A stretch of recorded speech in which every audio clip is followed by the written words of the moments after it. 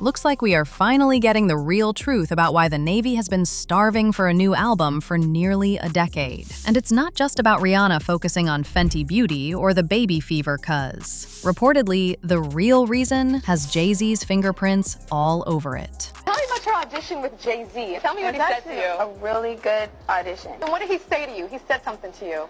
Oh yes, he said, we don't sing songs here, we sing artists. And there was this little pause, and I was nervous. But then he said, and we're interested. And there was this sudden feel of relief. So then he said something about a window and a door or something. Oh, then he said, he did the whole word. I did a lot of homework on you, Miss Lady. He said, there are two ways to leave here, either through the door with the deal sign or through this window, and we're on the 29th floor. So, word on the street is that this man basically had Rihanna trapped in loans when she was signed to him. And according to sources, Ree is tired of protecting Jay-Z and is ready to confirm what y'all been saying for like a decade. Have y'all noticed that?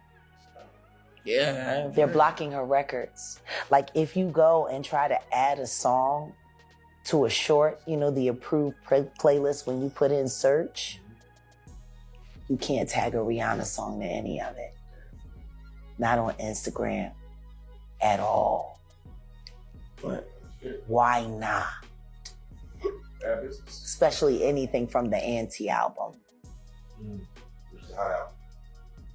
It was her best album. It was the least promoted. It came to mixed, no, it was amazing. But see, Sean Carter doesn't like to be embarrassed in public. And neither does his wife. And there were nothing but embarrassing things all through that album about them. Chill. It could all be true. Jay-Z could be the reason why we are never getting an album from Rihanna ever again. Okay, let me break it down for y'all. For starters, you know the sad part about this Rihanna situation is that Ree genuinely admired Beyoncé and Jay-Z. Like she was out here talking about how B is her greatest artist and her greatest inspiration. A big fan of Beyonce. I love her. And so has she given you any kind of advice or... Yeah, she actually wrote me this cute little letter and she signed it with her autograph. It was so cute. When I first met her, and she wrote, she was telling me just let loose when you perform and just have fun and be in control. In addition, she also said that working with Jay and going on to have a collaboration with him was her biggest dream, and she couldn't believe that she got to work with him at such a young age, only for her to realize later that the person she considered a mentor deliberately trapped her with loans. Allegedly. Okay guys, let me explain to you how the industry works. See, what people call loans in the music industry are usually recoupable advances, and this is how they work. A label, for instance, Roc Nation, gives an artist money up front for recording, marketing, and living expenses. But the trap is that the artist doesn't earn royalties until the label has made that entire advance back. And if a record doesn't perform like they agreed in the contract, the artist stays in debt to the label. Enter Rihanna. Of course, when Rihanna's song Pon de Replay came out in 2005, it was the biggest banger of that time, and obviously attracted the attention of Jay-Z, who had just become the CEO and president of Def Jam Records. Back then, Riri auditioned for the record label, impressing both Jay-Z and record label executive L.A. Reid with her performance, and apparently, Jay-Z told Rihanna not to leave the building until she had signed a contract, and she waited in Jay-Z's office until 3 a.m. to sign her 6-album deal with Def Jam. She walked into the office and, you know, I heard the record and I was really afraid of the record. It was so big that I thought the record would be bigger than her. Right. I thought the record, she would be the Pon de Replay girl. Forever. Yeah, so, but I took the meeting anyway. I said, let me just meet her. And beautiful when girl. I met her that day, I knew she was a star. Like, just her look, the way she walked into a room and her confidence, and she performed in my office. And she was, what, 17 years old at that She point? was 16. 16. And she has the confidence of it. She's like an old soul in a sense, right? Absolutely. So she walks in your office, and what, she just belts out a tune?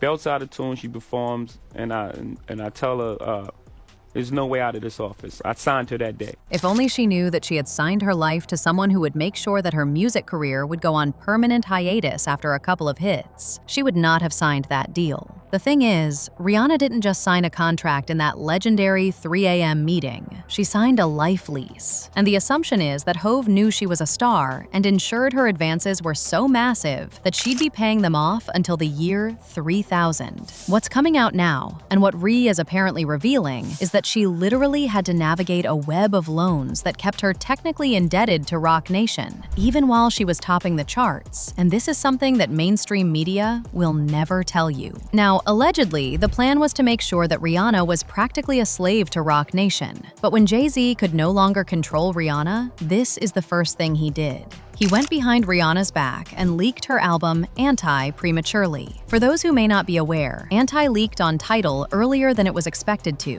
which led to Rihanna releasing it herself, offering up free download codes for fans to hear the album without paying for it. And apparently, Jay-Z did that intentionally. And of course, after that is when Rihanna started having issues and eventually stopped singing. It was actually so bad that at the Tidal press conference that followed, an insider spilled that she was staying as far away as possible from Beyonce and Jay-Z, saying, "They refused to stand next to each other or speak with each other. Handlers and coordinators went to great lengths to keep the divas happy. The whole show was carefully choreographed, and these two had almost nothing to do with each other." So the theory is that Rihanna didn't stop making music because she lost the vibe, but as a power move. Basically, she realized that for every dollar a new song made, a huge chunk was disappearing into the Jay-Z loan repayment fund, and she allegedly decided that if she can't keep the coins, she was not going to give Jay-Z the vocals. And of course, it also became impossible for her to record with other labels, because contracts could not allow it. Plus, here's another thing to think about. Rihanna and Beyonce are both wildly successful icons in the entertainment industry. So why have the two megastar singers never collaborated? Their connections to Jay-Z and the fact that they were both working with him would have made their collaboration simple and cost-effective. So why don't they have even one song together? Simple. Jay-Z viewed Rihanna not just as a protege, but as a financial asset that needed to stay in its own lane. If Rihanna was heavily indebted through these massive career loans, Jay-Z had total control over her output. And by keeping her and Beyonce on separate tracks, he ensured they never had to share a paycheck or get Beyonce caught up in whatever he did. But here's where it gets even more interesting, guys. Allegedly, Rihanna was also sold to Jay-Z so that she could be part and parcel of his criminal enterprise. And that made it even more difficult for her to release music after cutting ties with Jay-Z. I mean, y'all remember when Rihanna's former publicist literally said that Jay-Z was being investigated by the feds for transporting Rihanna and other females across borders and selling them? Like, Jonathan literally said that he was stopped by federal agents, who he said were keeping close tabs on Jay since his incident with Lance Rivera, and he was also being implicated in an incident with R. Kelly during their joint tour. Jonathan said that one day, unmarked law enforcement cars stopped him, and the intimidating individuals introduced themselves as a federal task force, and they requested to speak with him. So he followed them to talk, and he was in a complete state of panic. He said that as he sat in the makeshift interrogation room, and while they questioned him, the gravity of the situation became clear to him.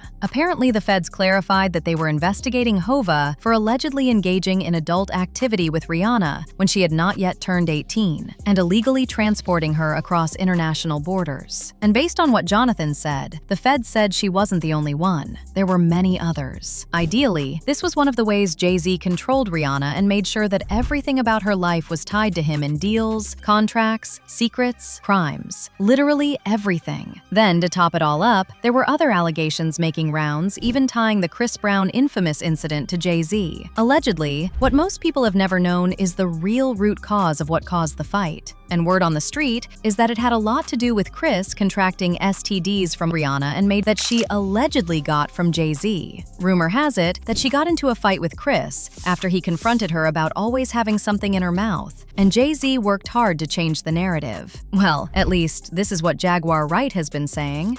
Like, people don't understand what happened that night. And that's because Jay-Z worked so hard to change the narrative of that night. Now, Rihanna was only 14, 15 when he started her and signed to the Def Jam. It's clear to say that the herpes that she had came from the person she had been most sexual involved with, and that was Sean Carter. So here it is.